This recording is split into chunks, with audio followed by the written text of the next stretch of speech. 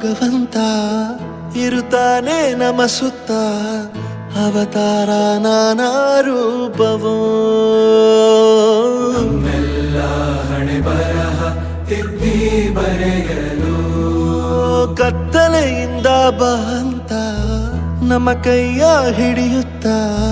ಕರೆದೊಯ್ದ ಬೆಳಕು ತೋರಲು ದಯವಾಗಿ ಗದರೋದು ನಮ್ಮ ಬೆಳೆಸಲು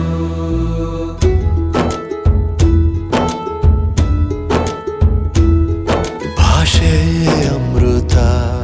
ಕುಡಿಸೋ ತಾಯಾಗಿ ಭಾಷೆ ಅಮೃತ ಕುಡಿಸೋ ತಾಯಾಗಿ